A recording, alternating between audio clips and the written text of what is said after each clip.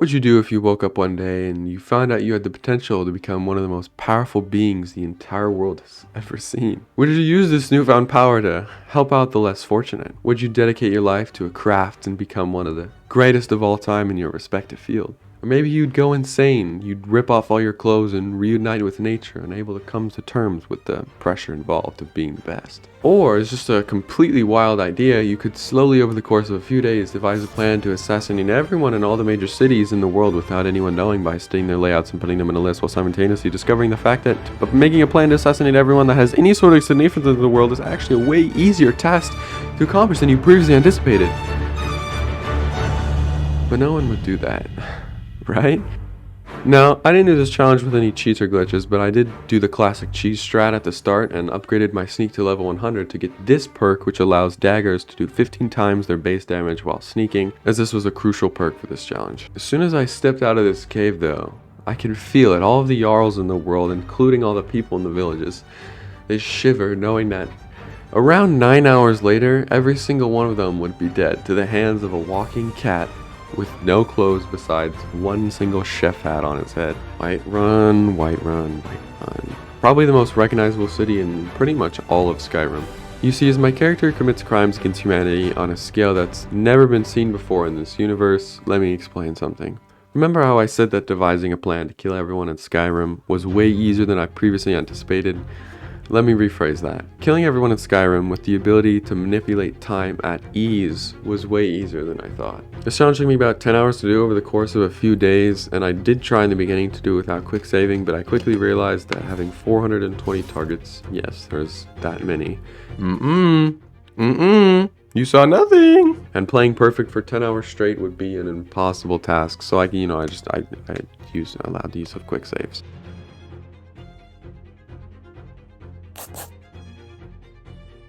Oh, Solitude. We're going up the importance ladder really quick here, from Balgruuf straight to pretty much the entire Queen of Skyrim, Jarl Elisif the Fair. It wasn't necessarily hard, it was just tedious having to wait until people weren't looking at each other. Sometimes I would have to talk to someone, I'd wait for the night to come, and because they were in their talking animation, they wouldn't leave. So they stayed, and when nobody was around, I could take them out. Yaro, also was kind of surprisingly easy to take out. She kind of just walked out of the room and I just left clicked and that was kind of it. The nobles though were pretty fucking annoying to say the least. They kind of just stand there forever. Like you could wait a day or 2 or 3 and they're still standing there at 12 p.m., 5 p.m., 3 a.m. and they don't care, and all their voice lines are just, and they're assholes too. It just makes it so much worse. Dawnstar, my favorite town in all of Skyrim. Nothing really special about this town. It's just tiny and it has a lot of things needed for the all levels speedrun, like this lady's ring and these Khajiit trader's chest and these snowberries for the level 500 million alchemist potion glitch. Let me know if you want to see that speedrun, by the way.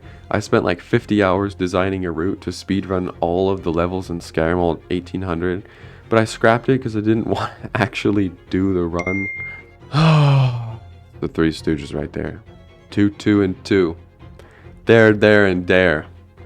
Dumb, dumber, and fucking retarded. These guys are easily the most tedious to kill in this entire run. Like other people, they would not sleep. No matter if I waited there for an entire week, they would not leave the boat. So I literally had to invent a new strategy just for these guys. As you may know in Skyrim, when you hold down attack, it does a slower, stronger one. And if you have 2 daggers and you're sneaking, you may do attacks, I don't know, you have to be sneaking, at a high power, multiple times in sequence. So I waited for them to get close, about 2 of them to get close to each other. The other guy was looking the other way. And took 2 out at once, and it worked.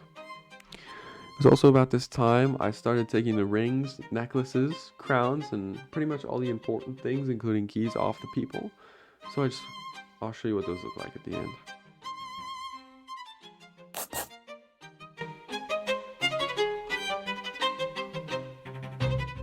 Valkyries was boring.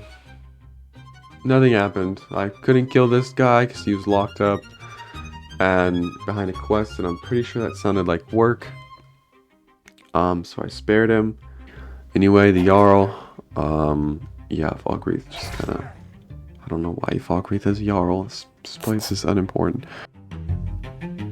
Markarth. This is where I started to run into a lot of issues. At the beginning of the run, I enabled a bat file, which basically made all the essential people unessential so I could kill them.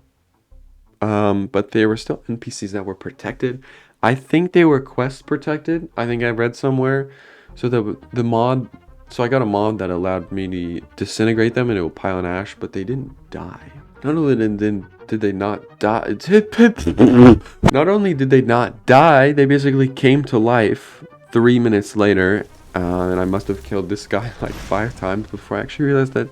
I'm sorry, man. For Yaro, Igmund...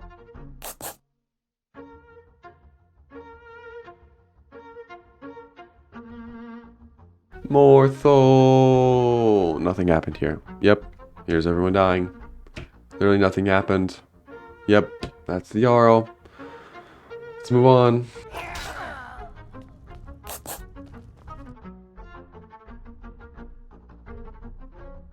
Riften, on the other hand, took the longest out of all of them.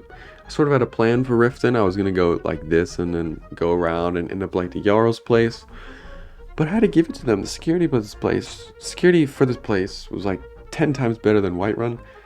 And there's also an entire sewer community which entices like most of the Thieves Guild. So they were pretty OP. It was kind of annoying going down and having to find everyone. And there's also this reoccurring theme so far I've noticed of black markets being the hardest to take down. Because everyone kind of just stands there and looks at each other and there's eyes on everything all the time. As you'd expect, maybe, it's kind of hard to kill someone when they're in the middle of a group of people. It's kind of hard to do it sneakily.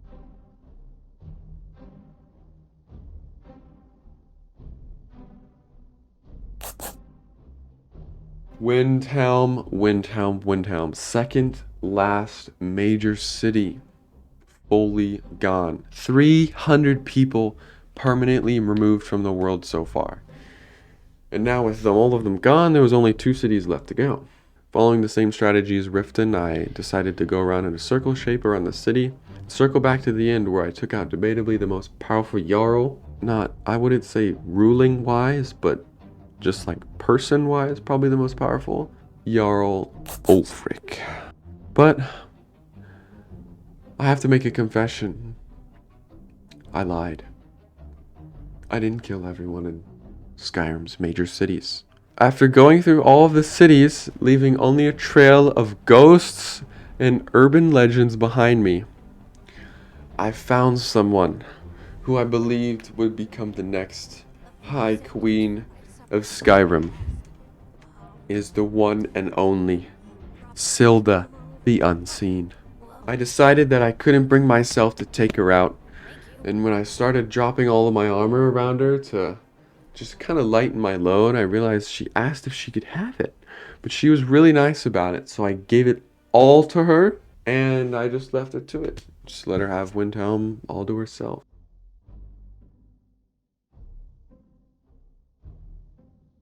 As I approached Winterhold, the last remaining city, and major city in all of Skyrim, began to feel a little guilt. I thought of the courier, just trying to do his job, being the first person I find dead in every city I go to. His body eternally cursed to follow me around. And all of the children running around playing tag who are parentless, unaware of the gruesome reality ahead of them and their orphan lives. I guess I killed all the people in Winterhold. There we have it. I guess. Everyone's gone. No one left in the whole world.